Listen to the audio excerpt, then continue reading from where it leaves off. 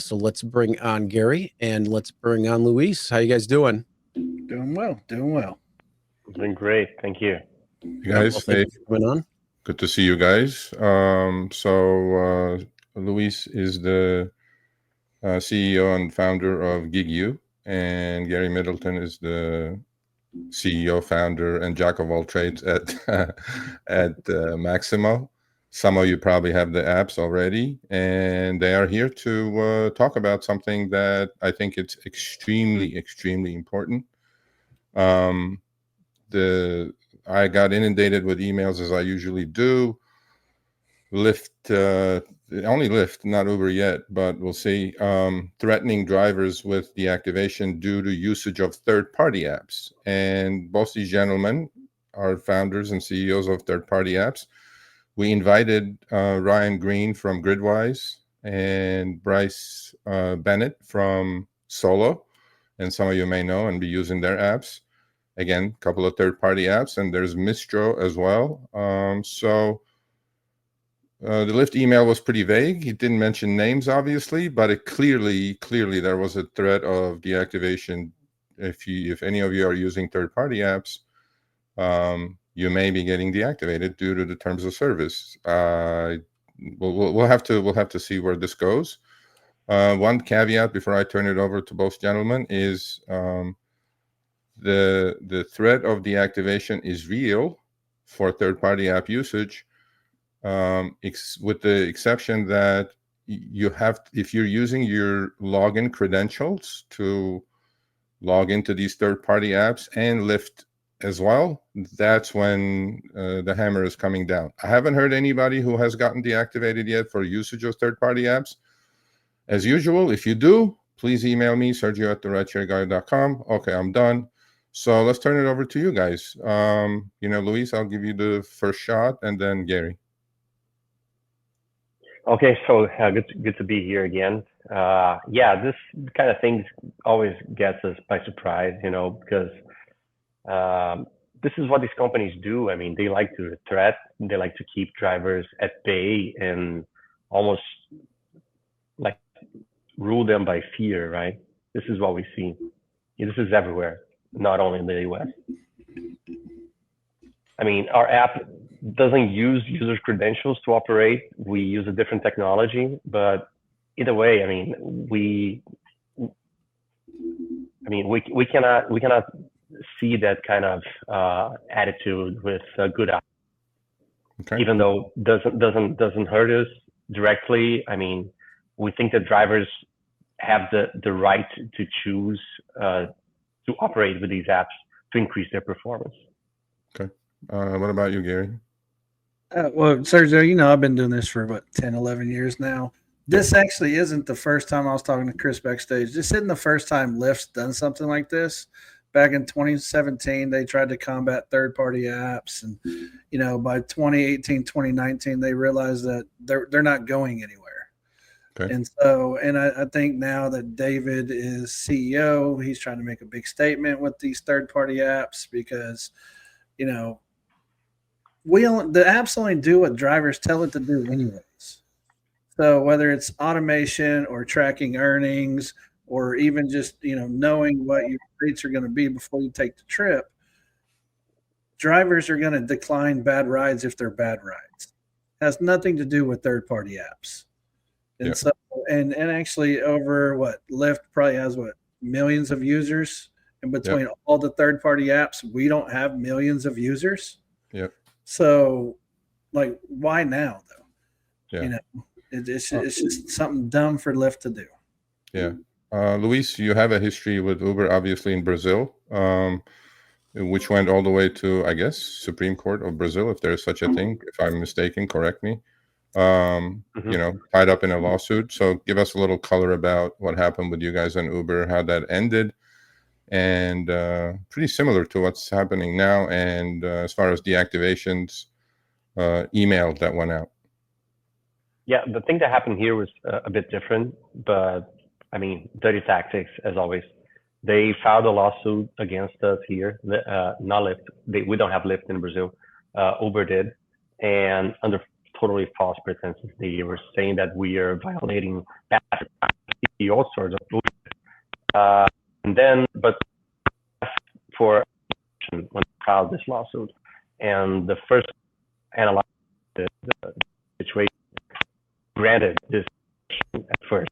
I mean, on side, the company that he uses every day, and there was this never heard of. Luis, you're getting cut off. Either it's your earphones or we can't hear you. You're like getting in and out.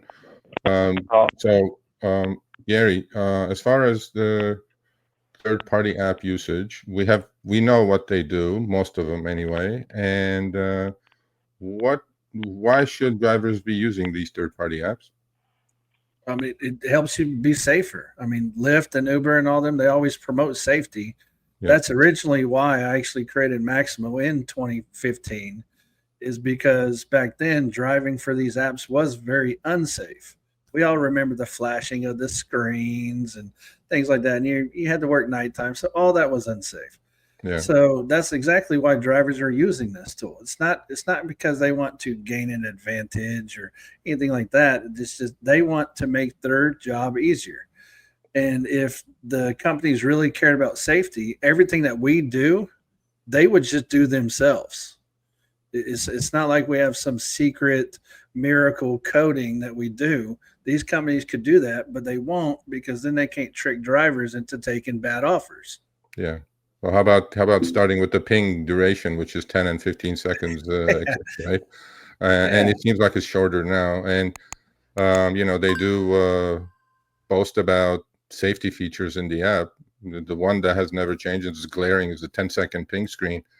By the time you look down, you lost 2 seconds anyway. But then you have to do some math to accept or decline.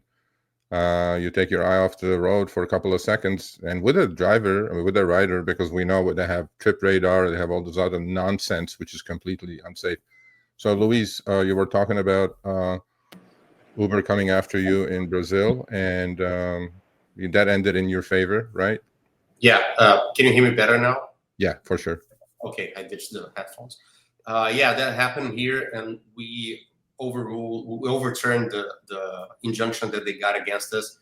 But the thing is that on the very same day that they got the injunction, that the judge granted this injunction for them, they sent an email for almost all drivers in Brazil saying, if you use third-party apps that may or may not mess with your GPS and stuff like that, but they were very vague about it. They didn't mention us, but the message was clear.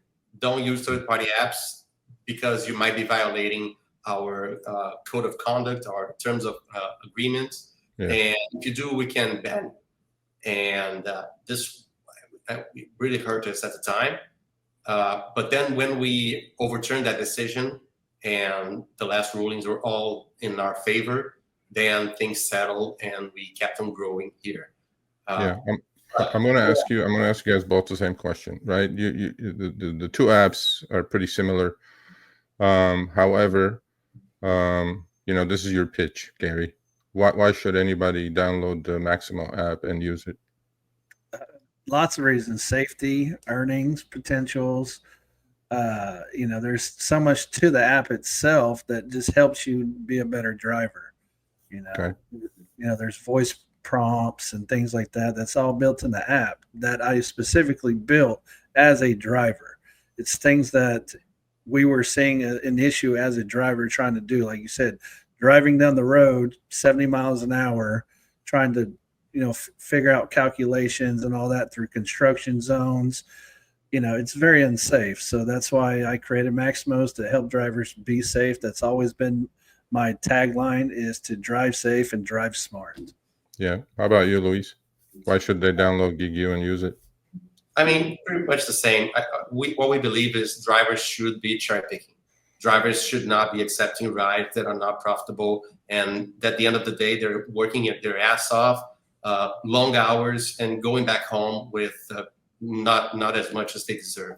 So if you prefer to use Maximo or GigU, whatever, I mean, it's like a choice of how do our apps operate. Yeah. I mean, for instance, we don't use user credentials. We use a different technology, but at the end of the day, what we deliver is pretty much very much similar. And what we believe is that choose the app that works best for you. And but please be cherry picking. Otherwise, you're not doing yourself a service. Definitely. I mean, to Lyft's credit, actually, if there is such a thing, they have introduced in California and in many different cities and states, they popped the active hour earnings potential of a trip right under the ping screen, right under the price of it. So in some cities, it's dollars per mile. In some cities, it's earnings per active hour. But I don't think that's enough, because it's per active hour, and you don't have a choice of setting your own numbers, right? You're just seeing something that's coming from them. I want to touch upon quickly about independent contractor situation, right? Because there's a lot of talk in the chat that I'm trying to not focus, but I can see it. Both opinions. As an independent contractor that we are, this seems like it is our violation of rights for the fact that these are tools, right? Let's say I'm a plumber. I have to have the tools to do the job. I look at Maximo, Gridwise, GigU, all these apps as tools to make me more successful, because I need to have these tools to fix things. And what do you guys say? I mean, does this look a little bit overreach as far as, employment kind of a thing, like treatment going on? I mean, I've always thought that these platforms they try to ride that thin line of independent contractor, but really they want employees, but without all the rights is what they exactly want. They want to tell you what you should be taking, what you should be taking. That's why they give you that 10 seconds, which is actually, by the time you look at it, 6 or 7 seconds. Yep. And sometimes I've actually noticed that I'll hear the ping, but then the offer goes away. So they don't want these tools because they don't see you as an independent contractor. Okay, what about you, Luis? Yeah, I mean, they would like drivers just to be like machines. They accept all rides that they offer. Otherwise, they're not like squeezing drivers and making the money that they're now making. That's it. So, I mean, drivers should not be in that hamster wheel, Yeah. Well, I mean, I'm going to give you both the floor, a minute each, and we'll finish it here. But again, like I said, folks, if you did get the email, I already got that. We're going to talk about it, me and Chris, shortly. But if you do get deactivated and you don't know what the reason is, and could be this, because the threat is clearly out there. We can't ignore it. We can't just put our head in the sand and say, oh, it just doesn't mean anything. And I know most of your tendencies are, look, this is your living, you're making money, putting food on the table. I would highly recommend not to delete the apps that give you the safety and potentially higher earnings. But I also cannot tell you, the threat of deactivation is not real. So I'm trying to figure this out with Lyft, and let's see what they come back with. But I'll give you guys the floor, and let's finish the segment off, Gary.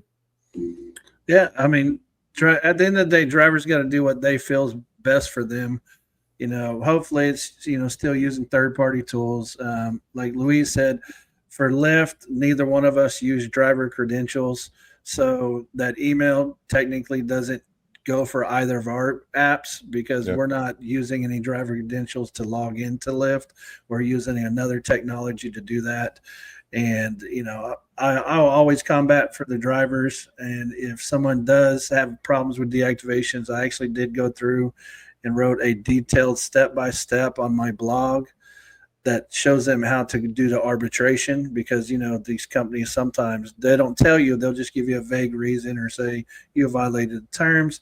And this way it gives the drivers a way to fight back without, most of them don't know how to do that. So, yeah. How about you, Luis? Yeah, when we started GigU, it was really focused on safety. It has a lot of safety features. And then drivers started to ask us to build this cherry picking tool. So we went really deep into the terms and services of these platforms to study it with lawyers and everything, because we didn't want to put drivers in jeopardy to lose their income, right?